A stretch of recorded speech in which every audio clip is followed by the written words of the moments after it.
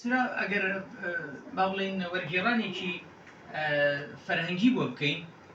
لە ڕووی فەرهەنگیەوە چلچرا یعنی سورەیە بە عەرەبی ئەوەی کە لە ماڵان هەڵەوا سورەیە بەڵام هەر دکتۆر ئاماژەیەشی پێداوە ئەکرێت چلچرا ژمارەکە زیاتر بێ و کەمتریش بێ بەڵام لە کوردەواریە ئەو شەیە دەقەودەق پێیان وتووە چلچرا بۆ ناوی ناوە چلچرا بەڕێزان ئەمە کتێبەکەیە چل ناونیشانی شعری تێدایە چل ناونیشان من وا هەستەکەم دکتۆر مەبەستی ئەوەی هەرێکێک لەم ئینانە وەکو چرایەک دابگیرسی و بکرێتە گۆرانی و مەقام چونکە چل چرا لە خوار نووسراتە شعری چوارینە و هەڵژێردراوە بۆ مەقام و گۆرانی یعنی تایبەتە بە مەقام و گۆرانی هەریکێکیان وەکو چرایەک دابگرسێ ناوینەوە چل چرا ئەم کتێبە طبعا بەداخەوە من دوێنەکە بەنامەیەکی تایبەت سەرجەم هونەرمەندانی شاری کەرکووکم بانگێش کرد و داواتیانم کردو بۆ ئێرە بەڵام بەداخەوە کەسم نەبینی بێت چونکە ئەمڕۆ کتێبەکەمان جیاوازە لە کتێبە شاعرەکانی تر ئەمە تایبەتە بە گۆرانی خۆزیە ئێستا هەر هونەرمەندێ باتە نسخەی خۆی ببردایە و ئیشی لەسەر بکردایە کاک عەباسی سڵاح داودە نەبێ ئێستا بە واژووی دکتۆر خۆم دانێکی بۆم چکە ئەوان تر ئەزانن حاڵیان فەقیرە ئۆتۆمبیل وشتیان نییە و ئەمڕۆ هەینیشە دەرفەتیان نیە لە شای وشتیوان بەڵام هونەرمەندەکانی تر گلەی بێریان هەر هەمویان سیارانی و دەرفەتیانی خۆزگە بەهاتیان چونکە ئەمە تایبەتە بە هونەرمەندانەوە تایبەتە بە مەقام و چونکە کێش و سەروەدارە تایبەتە بە مەقام و بە گۆرانی گرنگی ئەم کتێبە لە چیدایە خۆ کتێبەکانی تری دکتۆر هەمووی گرنگن بەڵام ئێمە لە زمانی کوردیە گرنگ و گرنگترمان هەیە ئەمە لە ڕووی فەرهەنگیەوە زانم ئەوانەی کە لە زمانەوانی شارەزان گرنگ و گرنگترمان هەیە کتێبەکانی دکتۆر هەمووی گرنگن هەموویان بەش بە حاڵی خۆیان گرنگن ئەو 23 کتێبە بەڕێزان من هەموو جاروتومە یعنی دکتۆر عەبدولکەریم چەشنی کاکەر دێوەڵ کاکەی ئەنووسێت نووسەرێکە ئەتوانم بڵێم لە کەرکووک بە پەنجەی دەست ئەم نووسەرانە ئەژمێردرێن کە هیچ پاڵپشتێک و احتیمادێکیان لەسەر تۆڕە کۆمەڵایەتیەکان و ئەنتەرنێت نییە ئەمە زۆر گرنگە بەڕێزان کاکەر دێوڵ کاکەی شو ئەنووسێت یعنی ئەوەی هەیەە زادەی بیرکردنەوەی خۆیانە زادەی دانیشتنە لەگەڵ خۆیان لەگەڵ زەینی خۆیان گیان ئەتوانن کاک محەممەدیان چاکی پێ ئەرمەتی کەوایە گرنگی کتێبەکان دکتۆر یعنی ئەم 23 کتێبە من وا هەستەکەم چەشنی 100 کتێبی تر گرنگە کە لەم ڕۆژانە هەندێک کتێبی پەرژین بێ لە ڕۆتان کردچکاڵ دەرەچێت هەمووی شتی ئەنتەرنێت کۆپی پێست کراوە دانراوە نەخێ کتێبەکان دکتۆر هەمووی زادەی بیرکردنەوەی خۆیەتی دانیشتنە لەگەڵ خودی خۆی لەگەڵ هزری خۆی ئەو کتێبانە گرنگە بەڵام ئەمەی ئەوڕۆ گرنگترە گرنگتر لە زمانەوانیە بۆ گرنگترە بەڕێزان بە خۆتان نەزانن شعر جۆرەهای هەیە من ناچم پێناسی شعرەوە چکە هەموو جار مامۆستا عادل عومەر قسەیەکی جوانەوە شعر پێناسە ناکرێت دەق قسەکەشی جوانە شعر پێناسە ناکرێت بەڵام ئەتوانین پێناسەیەکی جۆرەکانی بکەین شعری لیرکی هەیە شعری سەربەخۆی هەیە شعری با بڵێن کێش و سەروا هەیە شعری داستان هەیە ئەنو جۆری شعر زۆرە بەڵام بەڕێزان شعری گۆرانی یەکێکە لەو قەیرانانەی ئێستا بەرەوکی هونەری کوردی کردووەتەوە ئەزانن ئێمە لە کۆی ئەو کتێبانەی کە کتێبە نامیلکە شعریانەی کە دەرەچێت ئەگەر ڕێژەی بدەینێ لە 100 تا 10 شعری گۆرانی نییە هەر بۆیە من ئەم گلەیەن ڕۆڵەڕووی شاعیرەکانەکەمەوە یعنی ئەمە ئیشی هونەرمەند نییە خۆی شعر بۆ گۆرانێکی خۆی دانا ئیشی هونەرمەندیان ئاوازدانەر ئەوەیە شعرێکی گۆرانی دەستکەوێت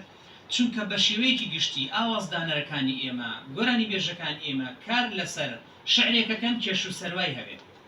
کەش شعری سەربەخۆ ناکاتە گۆرانی شعری ئازاد ئەمانی کە پێڵێن کێش و سەروای نییە نایکەنە گۆرانی مەگەریچێک ئاوا چەشنی کازم ساهەر زۆر تەتەوڕی کردبێ ئەمە گۆرانی بێژی ئاسایی شعری کێش و سەروا ئەکا بە گۆرانی چونکە قاڵبەکەی حازرە ئێمە لە مۆسیقا شتێکمانەیە پێڵێن باڕ ئەوانەی کە لە مۆسیقا شارەزا بن پێی ئەڵێن باڕ یعنی ڕیتمی ئیقاعەکە یعنی ئەو شعرە لەگەڵ ئیقاعەکە بگونجێت لەبەر ئەوە بەڕاستی یەکێک لەو قەیرانانەی ئێستا نەک هەر کەرکووک بەڵکو هەموو کوردستانی گرتووەتەوە ئەوەیە شاعیری گۆرانیمان کەمە. ئەوانەی کە شعر نووسن زیاتر شعری سربەخۆ نووسن، شعری ئەوەی کە پێڵێن دوادەنگی هەیە، ڕێبازەکانی ڕوانگە و ئەوانە، شعری گۆرانیمان کەمە. ئەگەر دیقەت دەن بە مێژووی گۆرانی کوردیە بگەڕێنە دواوە بۆ نمونە لە 1970ەکانەوە باسیکەین، چکە لە 50-60ەکانەوە ئەوانەی مامۆستا عەلی مەردانەوان ئەوانە زیاتر ئیشیان لەسەر ڕێبازی کلاسیک کرد. ئێمە ڕێبازی کلاسیک ئەوە با بڵێن نەگۆڕە دانراوە قاڵبێکە و نزیکەی 250-300 شاعری کلاسیکمان هەیە لە دوای خۆی دیوانیان جێهێشتووە، مەگەر ئێستا لەم ڕۆژانەی کێکۆک عەدنان کەریمی، کێکۆک بەهجەت یەحیا، ئەمانە ئیش لەسەر دیوانی کلاسیک بکەن، شعری کلاسیکی. بەڵام خۆ زۆربەی ئەوانەی کارەکەن ئێستا ئیش لەسەر شعری مۆدێرنەکەن، شعری ئەم سەردەمە ئەکەن. بۆیە لە 1970ەکانەوە ئەبینین بەڕێزان ئەوانەی فریای گۆرانی کوردی کەوتن کێ بوون ئەو کاتە؟ بۆ نمونە ئیسماعیل خوڕماڵی هەبوو، فەریدون عەبدولبەرزنجی هەبوو. ئێستا گە بگەڕینەوە ئەو گۆرانیانەی 70ەکان زیاتر شعری ئەوانە بوون. خۆ هاوتەمەنی فەریدون عەبدولبەرزنجی و ئیسماعیل خوڕماڵی و چی و ئەمانە زۆر بوون، بەڵام ئەوانە شعری گۆرانیان نانووسی. گۆرانی بێژی ئەمە وەکو کەمال مەحەممەد و کێ ئەوانە دێن شعرێکی فەریدون عەبدولبەرزنجی سەر و قافیەدار حازرن ئاوازێکی بەبەراکەن و یکەن بە گۆرانی. 70ەکان تێپەڕی دێتە 90ەکان بە هەمان شێوە بەڕێزان. ئێستا ئەوانەی لە کوردستان شعری کێش و سەروا ئەنووسن چەشنی ئەم دیوانەی دکتۆر هەر بە پەنجەی دەست حەساب بکرێن بەڕێزان. چێن ئەوانە؟ ئەحمەد مەحەممەد، ئیسماعیل مەحەممەد، ئیسماعیل خوڕماڵی شکر ماوە باوڵێ بڵێ کاک ڕەمەزان زامدارەوە ئەوە مخەزڕە مدێرینە لەو وارەیە دیوانەکەی هەر لێرە ناساندنمان بۆی کرد بە دڵنیاییەوە. ڕووداوەکانی 91 هاتە سەریا ئەوە بوو جۆرێک لە دابڕان ئەیرە خەتی 36 دروست کرا. کەرکووک لە ناوچەکانی تری هەرێمی کوردستان جۆرێک لە دابڕان دروست بوو بە حکمی ئەوەی تەلیفۆن و ئەنتەرنێت و تۆڕە کۆمەڵایەتیەکان و ئەوانە نەبوو. هونەرمەندانی کەرکووک جۆرێک لە دابڕانمان دروست کرد لەگەڵ شاعیرانی سلێمانی و هەولێر و هەرێمی کوردستانە. بە هەمان شێوە هونەرمەندانی کەرکووک ئەوانەی کە لە نەوەتەکان وەکو نۆڤەر مەحێدین و حەسەن غەریب و عەلی زەنگەنە و دەی ئەوانە دیسانەوە کۆتنە ناو قەیرانێکی ترۆ قەیرانی شعری گۆرانی. ئەو بوو خۆشبەختانە ئەو سەردەمە کێ فریا کەوت؟ یەکێ وەک ستار ئەحمەد فریای گۆرانی بێژەکان کەوت، یەکێ وەک ئەوانی تر یعنی ئیبراهیم محەممەد رێژجاف هیجران شێوا و خوا عەفوی کات، شکر خەمبار ئیتر ئەمانەی کە پەنجەی دەست حەساب بکرێن. بۆی ئێستا گەڕێتەوە زۆربەی گۆرانیەکانی عەلی زەنگەنە یاخۆ چوزانم ئەوانەی حەسەن غەریب یان شعری هیجران شێواوە یان شعری ستار ئەحمەد یان شعری ئەمانە شعری گۆرانی. ئەگەڕێمەوە سەر باسەکەی خۆم بۆ ئەمە وتمان گرنگترە چونکە لەم سەردەمەی قەیرانەدا کە قەیرانی شعری گۆرانی هەیە دکتۆر هەڵەسێت 40 شعری ئامادەکراو سەرۆ قافیەدار حازر بەس ئاوازی بەبەرا بکە و بۆیە من ئەمە ناوێنم گرنگتر. چونکە قەیرانی شعری گۆرانی وای لە هونەرمەندان کردووە ئێستا هەندێک شعر ئەکرێ بە گۆرانی بڕواتان هەبێ بەڕێزان من هەندێک جار یعنی بە حکمی بوارەکەم کە لەو بوارەیە کارەکەم ڕائەمێنم بە دیار ئەو شعرەوە یعنی ناسکۆڵەکەم جوان و خەمگین بێ بە شەو بۆ لێ من بە ڕۆژ لای دایکی بێ ئەخەت خۆ ئەمە شعری گۆرانیە یان ئاسیا سێل دوو ڕۆژە شەبەکەت نییە بۆیە منیش گوێم لە یارم نییە تخوا ئەمە شعری گۆرانیە تخوا ئەمە گۆرانیە دەرەکرێ. لەو کاتەیە من گلێکەشم ناخەمە سەر گۆرانی بێژە ڕەنگ بێ شعری دەست نەکەوتبێ ڕەنگ بێ دوای مەسەلەن ڕێکوپێکی دەست نەکەوت بێ کردبێ بە گۆرانی. بەڵام کاتێ دیتە سەر ئەم کتێبە زۆر گرنگە بەڕێزان. بۆیە من لێرەوە جارێکی تر دووبارێکم هەرچەنە من داواتیانم کرد کەس ناتن بەڵام ئەو ئەرکاگرمە ئەستۆ ئەگەر دکتۆر ئەو شەرەفەمان پێ بەخشێت 40-50 دانە ئەبم کێشە نابێ خۆم بە سایرە دابەشێکمە سەر هەموو هونەرمەندەکانی کەرکووک بە هەمویان دانێ لەم کتێبەیان هەوێت خۆزگە ئەمڕۆ ئامادە بۆیان بە واژەی دکتۆر خۆی بیان بردایە. لەبەر ئەوە بەڕێزان شعری گۆرانی یەکێکە وەکوتم لەو قەیرانانەی کە بەرەوکی هونەری کوردی گرتووەتەوە. من لە کۆڕێکی ترا بە کاکبورهان بەرزنجیم وت من هەر شاعیرێکە گەم پێی ئەڵێم کاکە هیچ نەبێت لەو شعرانە دووسی کتێبە دەرگەندانێکتان با شعری گۆرانی بێت چکە ئێمە لەو بوارە کارەکەین ئەزانین چی معاناتێکمانێ بەدەست شعری سەربەخۆ ناکرێ بە گۆرانی شعری ئازاد ناکرێ بە گۆرانی مەگەر چەشنی یەکێک ئاوازدانەرێکی بەقوەتی وەکو ئەمانەی جەمیل بەدیع و محەممەد عەبدولوەهاب و کازم ساڕ و ئەمانە بتوانن شعرانە بکەنە گۆرانی. شعر ناکرێ بە گۆرانیەکی کێش و سەروایی هەبێ. سەبارەت بە دکتۆر طبیعی نووسینی دکتۆر ئەگەر ئەم شعرانە یەکەم تا ئەخیر بیخوێنیتەوە حتا بڵێ شعرەکانی تەڕ و ناسکن، یعنی زۆر گەنجانە نووسیوێتی. طبعا ئەگەر ئەوە لە ماڵە مشکلی بە دروست نەکەی لە وەزارەی داخلیە کوڕەکەی لێرەیە ئەگەر زۆر گەنجانە ئەنووسێ. ئیتر پاڵەوانێک لە پشتی ئەم شعرانەوە هەیە خۆی دڵی جارێک گەنجە نازانم، بەڵام شعرەکانی زۆر تەڕ و جوانن، زۆر ناسکانە ئەنووسێ. بڕوانن لە یەکێک لەم شعرانە وەبزانم لاپەڕی 27 بۆ ڕۆژە خوێنمەوە، ئەمەیان بەڕاستی حەزم کرد خۆم بیبم بۆ خۆم، ئەوە لێرەوە لی وەرەگرم. ئێمەش وە مەزانن، ئێمەش هونەرمەندان تۆزی حەسوودی لە بینمانە هەیە، شتی باش زوو بۆ خۆمان ێبین نایدینە بەرامبەرەکەمان. ئەمە ئەمزانە بەڕێزان شعرێکی چەند جوانە، یعنی سەروەدار حاضر بەس ئاوازێکی بەبەرگاکۆ بیکە بە گۆرانی. شعری ژمارە دەبڕۆ بزانە بەڕێزان ئەڵێ دەبڕۆ دەبڕۆ قەت نەدبینم حاشا لە عەشق و ئەوینم، هەوڵ نەدەی بیتەوە لام خوێ بکەیتە ناوبرینم، لە دڵما تۆ جێگەت نەما کەوتیتە ژێر هەور و تەما، پەشیمانی دادت نادا ئاوێزان بە لە توێی خەما، دەمزانی کچێ سەرکێشی بۆ خۆشی خۆت ڕەم دەکێشی، خۆپەرست و بێبەڵێنی بە دوو پێوەر شت دەکێشی، نەتوانیتمە نەڕوخسارت توانێ سێبەر و نسارت، پەنجەکانی خۆت بگازە و بژمێرە تەمەن خەسارت، لە دەستت چوو ئەقڵ و هۆشت هەر بۆ ساتێ کاتی خۆشت، کامەرانی تا سەر نابێت تۆڕەی هەڵدا شوشەی گۆشت، بیر لە تۆڵە ناکەمەوە سەرقاڵ نابم بەخەمەوە، دەتکەمە ناو بازنەی سوور و شعرێکی نوێ دەهۆنمەوە. بزانە چەند جوان، چەند تەڕ و ناسک،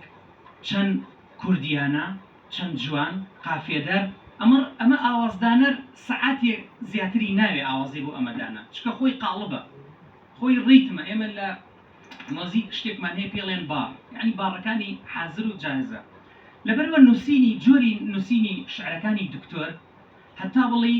ناسک و تەڕ نووسێ و لە هەمان کاتە زۆر کوردانش ئەنووسێ، یعنی وشەی نامۆی زۆر کەم تێدایە بەڕێزان. لە بەرامبەر ئەوە وشەی کوردانەی تێدایە، یعنی نەکەر وشەی ئاسایی، هەنی وشە کە ئێمە ئەزانین زۆر تایبەتە بە کوردەوە. بۆ نمونە من ئەم شعرەم هەڵبژاردوو بۆ بەڕێستانی خوێنمەوە، دوایی مای بجێ دێڵم بۆ دکتۆر خۆی قسە بکە. ئەم شعرە بەڕێزان لە دیوانی خەوێکی سپی کە لە 2002 عەفو دکتۆر گیان خەجاڵەتم بگورە، ئەم کتێبە بەڕێزان ئەبێ هەستی تەپاوە لە ئاستی، ئەمە کتێبێکی ئاسایی نییە، پێم شەر مەدامشم، چکە ئەم کتێبە کە لە 2002 چاپکرا لە سەردەمی ڕژێمی پێشووە ئەمانەیان چاپ کردووە. یەکێک لەو شعرانە نامەی دووری لەم تینە.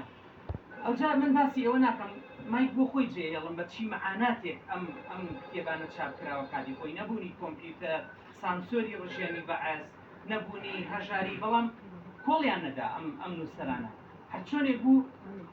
توانیان ئەدەبی کوردی لە کەرکووک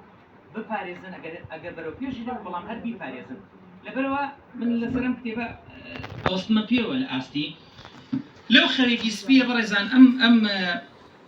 ئەم تابلوەیە، چکە هەستەکەم من جارێکی بەخۆشم وتم دکتۆر ئەوەی کە شعرەکان تەخێتەوە پێشەوەی شاعر بە گومان ئەەکەم پێشوو دەستێک شەو بێ لە نیگار کێشانە وێنی کە وێنە، چکە بەڕێزان هەر شعرێکی بۆ خۆی تابلۆیەکی تێدایە، یعنی هەر شعرێکی ئەگەر بۆ وێنە کێشێک باسی بێ ئەتوانێت تابلۆیەکی لێ دروستکە. سی ئەم شعرە جوانەکەن کە ئەم شعرە بۆ زانێریتان بەڕێزان تەمەنی 24 ساڵە، ئەمە لە ساڵ 1999 ئەو کاتە دکتۆر ئەم هەستەی بووە بەرامبەر شارەکەی بۆ پێویستیشی نەکردۆ بنووسێ کەرکووک، کە کاتێک ئەم شعرا خوێنیتەوە ئەزانی لە وشەکانیە لە دەربڕینەکانیە ئەزانی ئێمە زۆرمان بۆ کەرکوب وتووە هەمومان وتمانە بەڵام سێ ئەم چۆن ئەڵێتی نامەی دووری زۆریان پێوت کورە نەکەی دەنگی دەهۆڵ لە دوور خۆشە زۆریان پێوت کورە نەکەی دەنگی دەهۆڵ لە دوور خۆشە دایک و باوکت ناچار مەکە و ماڵ و حاڵیان پێمەفرۆشە قسەی هیچ کەس سوودی نەبوو لە دوای هەزار چەرمەسەری و بگرە و بەردە هەر گەیشتە ئەو جێگەیەی مەبەستی بوو وێنە و نامەی بۆ دایکی نارد دایەی کڵۆڵ هەناسە سارد هەر دەگریا و ڕۆژی دەژمارد دایەکیان زۆر بیرتان ئەەکەم یادی هەموو شتێک ئەەکەم بۆنی ئێوە و خاک و خۆڵ و نان و ئاوم نییە لێرە گەر دەتوانی هەندێک دۆینە و هەندێک کەشک و بامی وشکم بۆ بنێرە